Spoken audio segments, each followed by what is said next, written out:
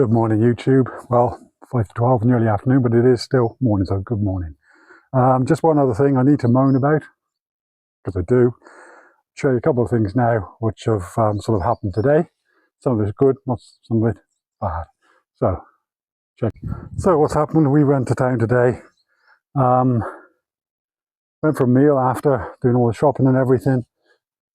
As I got off, I was just looking around. That tyre, 3 months old, bold. I can't use it anymore. It's bold. There's no tread, so we just got back home on it. The thing about these wheels, it's actually a good make, but it's in three months it's gone bold from brand new, and it does say for temporary use only, but it is a good make. It does say on there somewhere.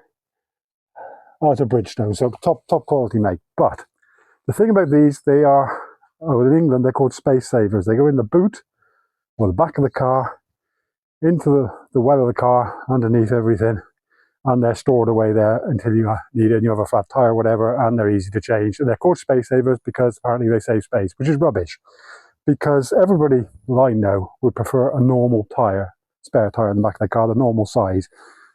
You can't go over like 40 miles an hour, I think it is, with these or something like that, and you have to change it as soon as possible, which is okay. But if you the old-fashioned way was the proper size wheel, proper size tire on there in the back of the car, and everything was great. These don't save. They're called space savers. They don't save space. I guess they're in a smaller well in the back of the car underneath, where it's out of the way of everything else. So the bigger well was for the bigger tire.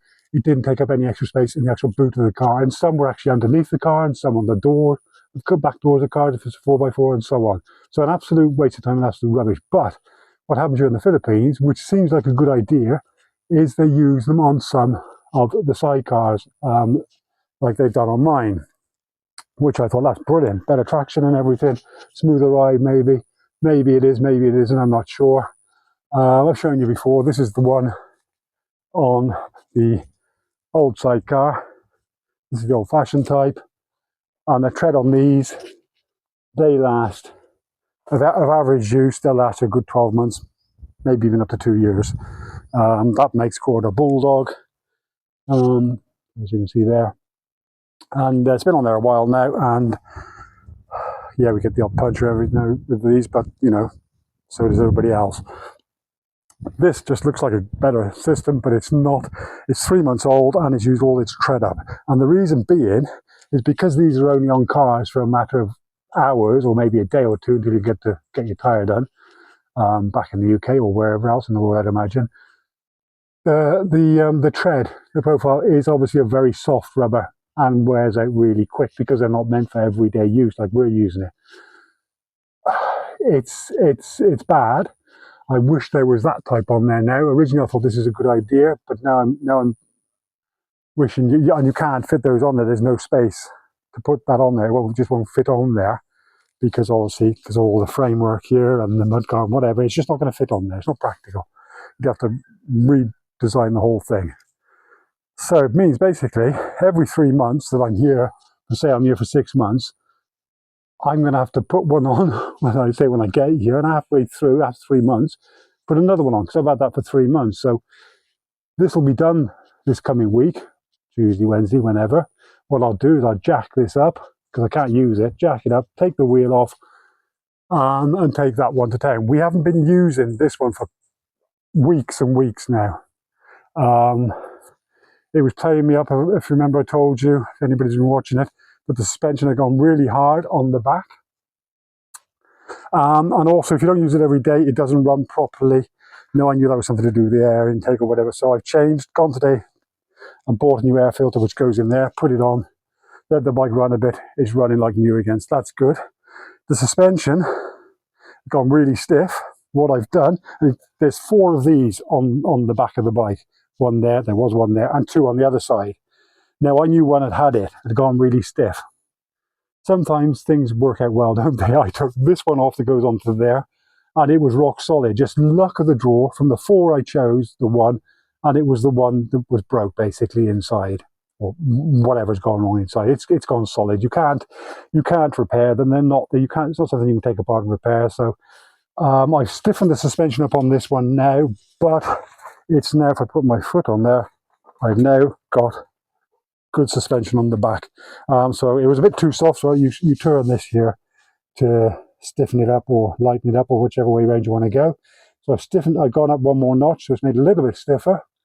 But I couldn't use it because my back has basically had it. I'm in a lot of pain a lot of the time on painkillers and everything. With this one, with the rough surface, as I said before, it was just making it worse. Now I've cured that problem. I've got to tighten up the chain and put some oil on it. Maybe give it another service. It will be sold before I leave the country, because there's no point in having two hanging around you. Normally this one goes into town and a family member uses it. So we're gonna have to see. We're gonna sell it. There's no point having two, and that one will be stored away nicely, as I've said before. So that was it. So I've cured all the problems with this one now. So I've got it running nice and smooth. New air filter. It's really done the trick. Taken that one suspension off the back, one shock absorber off the back, and that was the one, like I say, that was rock solid. So that's cured that problem.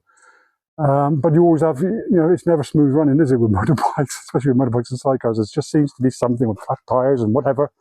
Now now that one's cured of all its problems. So I'll be using that this coming week to take the kids to school, because they go back to school as of tomorrow.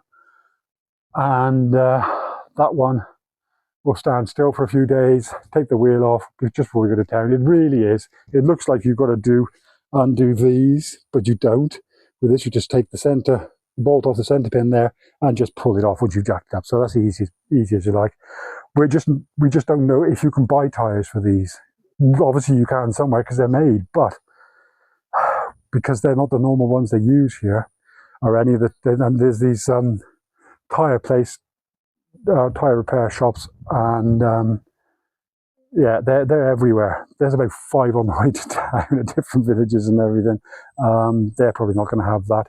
Probably going to have to look in town somewhere to see, or maybe where there is actually what did I say? The Bridgestone. There is actually a Bridgestone workshop in Solano itself. So we might go there. That's a car one, obviously, but that is a car tire wheel.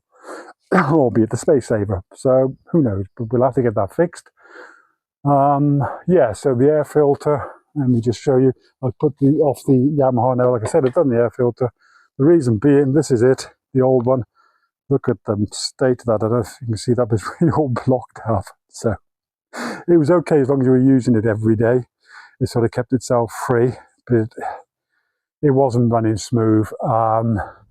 The problem with them as well, the carburetor, this one's carburetor, not fuel injection like the new one, it's carburetor, but it seems to be like a really, really naff carburetor in there. And it just doesn't seem to be one that you can take apart.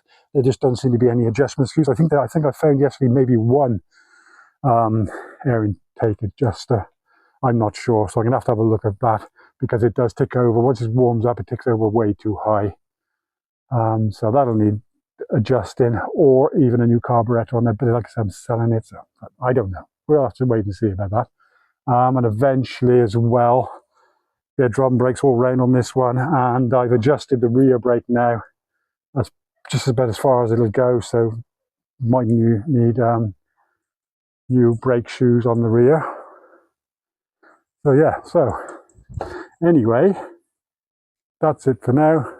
Hope everybody's having a nice and happy and contented new year, and I will speak to you soon. Bye for now.